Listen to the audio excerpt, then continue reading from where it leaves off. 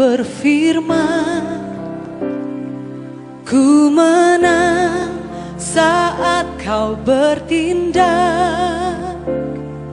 Hidupku hanya ditentukan oleh perkataanmu. Ku aman karena kau menjaga, ku kuat karena kau menopang. Hidupku hanya ditentukan oleh kuasa-Mu. Sama-sama nyanyikan bersama dengan saya. Bagi Tuhan tak ada yang mustahil. Bagi Tuhan tak ada yang tak mungkin. Mujizatnya disediakan bagiku. Ku diangkat dan dipulihkannya.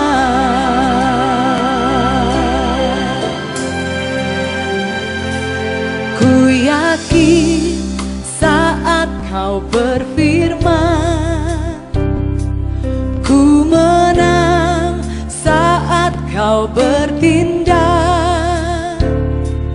Hidupku hanya ditentukan oleh perkataanmu. Ku aman karena kau menjaga, ku kuat karena kau menopang. Hidupku hanya ditentukan oleh kuasa-Mu. Oh, bagi Tuhan tak ada yang mustahil. Amin. Bagi Tuhan tak ada yang tak mungkin. Mujizatnya disediakan bagiku. Ku diangkat dan dipulihkannya. Ku diangkat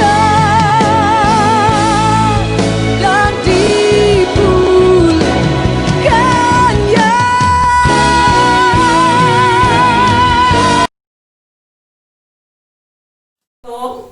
Ibu-ibu WPA CKI Elim Kudus yang dikasihi Tuhan Yesus dan para pemirsa YouTube yang berbahagia. Pada malam hari ini saya membagikan firman Tuhan dengan tema pengharapan di atas pandemi COVID-19. Saya ulangi lagi, pengharapan di atas pandemi COVID-19. Mengapa saya menyampaikan hal itu? Apa yang kita ketahui tentang pengharapan? Pengharapan itu apa? Pengharapan itu proses penantian terhadap hal-hal yang akan terjadi, yang dinanti-nantikan dalam kehidupan manusia, atau apa yang ingin dicapai, destiny apa yang ingin dicapai. Nah, itu adalah pengharapan.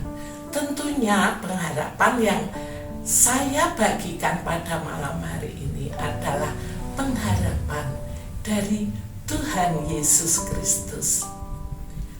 Dampak dari pandemi ini melanda seluruh dunia. Bidang apa saja rugi. Negara-negara yang ada di dunia mengalami kemerosotan ekonomi. Bukan hanya itu saja, meningkatnya tingkat kematian akibat pandemi. Tidak memilih-milih, bukan hanya rakyat kecil, bukan hanya rakyat biasa, bisa juga melanda pendeta, para tenaga medis, bisa juga melanda para pejabat karena tidak milih-milih. Dampaknya apa lagi? Merosotnya kualitas pendidikan. Saya sebagai seorang guru sangat sedih, ibu-ibu, melihat keadaan anak-anak. Mereka yang rindu untuk sekolah, mereka yang rindu untuk ketemu guru dan teman-temannya, tidak dapat terlaksana. Hanya pembelajaran daring. Itu pun kalau orang tuanya punya HP. Kalau tidak punya HP, apa yang terjadi? Maka saya katakan merosot juga kualitas pendidikan. Sungguh sangat menyedihkan. Selanjutnya apa lagi, ibu-ibu? Turunnya perekonomian di suatu negara. Kita tidak bisa bebas kemana-mana. Sekarang kita sebagai anak Tuhan, apa yang harus kita lakukan? Yang pertama, mempercayai firman Tuhan, bahwa Tuhan itu sanggup menolong di masa pandemi. Asal kita tidak ceroboh, kita tetap pakai masker, cuci tangan. Ada seorang ibu yang kesaksian, Bu Dono, saya mengalami pemeliharaan Tuhan melalui tanaman di masa pandemi. Oh, puji Tuhan. Ada lagi seorang hamba Tuhan di pedesaan di Jambi sana. Dia karena tidak ada ibadah, tidak ada keuangan, dia mencari di hutan, menemukan bunga-bunga yang bagus-bagus. Ternyata di hutan juga Tuhan sediakan berkat. Dipostinglah di HP, kemudian banyak yang membeli dan uangnya bisa buat keperluan sehari-hari. Yang kedua, hadapi kenyataan dengan bersyukur. Karena yang ngalami itu bukan Anda sendiri, karena seluruh dunia ngalami. Bersyukur, memuji Tuhan, itu bisa membebaskan dari belenggu-belenggu kesulitan. Ingatkah firman Tuhan hari Minggu tentang Paulus dan Silas? Dia dipenjara karena tidak salah, ya. Kalau dipenjara karena kesalahan, itu hal yang wajar. Tidak salah dipenjara. Dia memuji Tuhan, dia menyembah Tuhan. Akibatnya apa? Terjadi gempa bumi di penjara itu. Dia dibebaskan oleh pembesar-pembesar kota. Ingat tak peristiwa Nuh? Air bah melanda sekian banyaknya orang seluruh dunia karena akibat kejahatan manusia. Nah, Nuh sekeluarga dibebaskan. Karena apa? Karena hidupnya berkenan, takut akan Tuhan, tidak bercela. Jadi hidupnya itu kalau istilah Jawanya itu lempeng lurus. Nah, kalau hidup kita berkenan di hadapan Tuhan, kita juga dilalukan dari sakit COVID. Nggak usah takut pergi ke gereja. Takut ke gereja tapi piknik kemana-mana itu hal yang sia-sia. Kalau semakin tua malah harus rajin ke gereja supaya apa? Imannya bertumbuh, ya. Karena orang tua biasanya kan sudah dekat dengan panggilan Tuhan. Datang aja ke gereja, tidak usah takut. Yang kelima, berdoa sungguh-sungguh agar pandemi ini diangkat dan segera berakhir. Nah sekarang firman Tuhan tentang pengharapan kepada manusia. Yang pertama, Mazmur 31 ayat 24 mengatakan, kuatkanlah dan teguhkanlah hatimu, hai semua orang yang berharap pada Tuhan. Yang menguatkan siapa? Diri sendiri.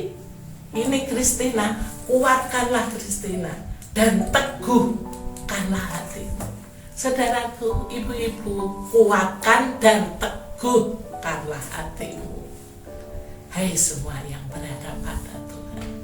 Yang kedua, Mazmur 33:18, Sesungguhnya mata Tuhan tertuju kepada mereka yang takut akan Dia, kepada mereka yang berharap akan kasih setia-Nya.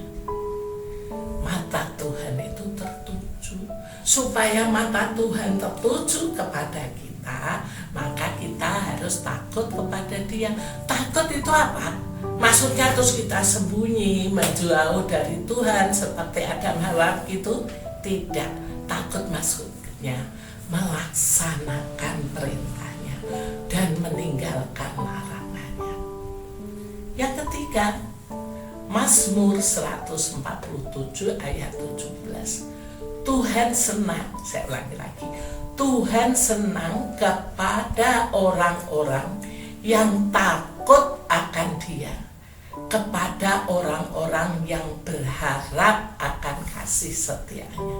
Saya ulangi lagi, Mazmur 147 ayat 17. Tuhan senang kepada orang-orang yang takut akan Tuhan, akan Dia, kepada mereka yang berharap akan kasih setia-Nya.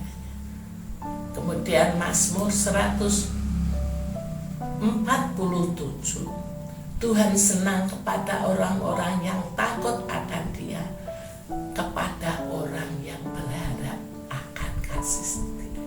Kita berharap saja akan kasih setia Tuhan. Tuhan senang, ya. Sekarang ayat keempat, Amsal 10 ayat 28. Harapan orang benar akan menjadi sukacita. Oh, harapan kita pasti akan terlaksana. Tetapi harapan orang fasik menjadi sia-sia. Apa yang kita harapkan itu mendatangkan sukacita. Roma 12 ayat 11 mengatakan, janganlah hendaknya kerajinanmu kendor, biarlah rohmu menyala-nyala. Roh kita menyala-nyala, dan layanilah Tuhan. Bersukacitalah dalam pengharapan, bersukacita dalam pengharapan, dalam menanti-nanti janji Tuhan. Sabarlah dalam kesesakan. Ketika kita menghadapi kesesakan, ketika kita menghadapi pencobaan, kita harus apa, Bu? S-A-B-A-R, sabar, ya. Dan bertekunlah dalam doa. Selalu bertekun. Yang namanya bertekun itu tidak berhenti berdoa, ya. Nah, itulah pengharapan kita di atas pandemi. Mari kita lakukan firman Tuhan. Kita pegang janji Tuhan, ya. Sekarang kita berdoa yuk untuk pandemi ini. Tuhan Yesus, kami bersyukur Kau memberikan pengharapan, Kau memberikan janji-janji kepada kami untuk kami tetap hidup rajin melayani Engkau. Kami berharap sepenuhnya kepadamu. Kami mengangkat tangan, Kau tolong bangsa kami, tolong BPA, Kau cukupi segala kebutuhannya, ya Tuhan. Jemaat GKI Elim dan jemaat-Mu seluruh dunia, Kau tolong.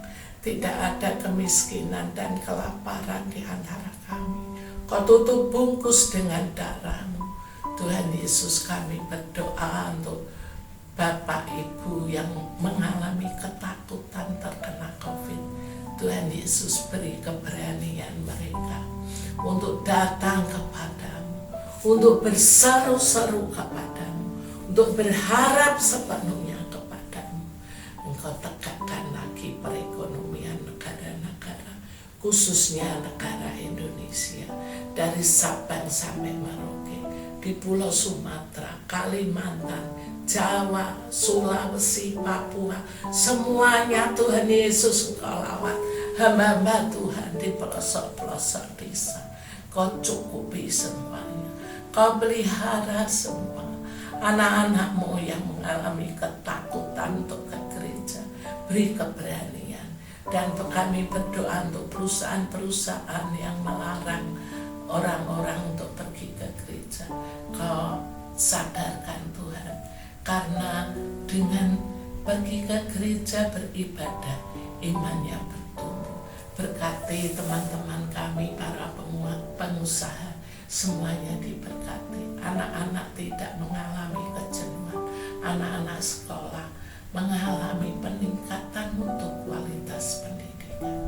Terima kasih Tuhan Yesus. Dalam nama Tuhan Yesus kami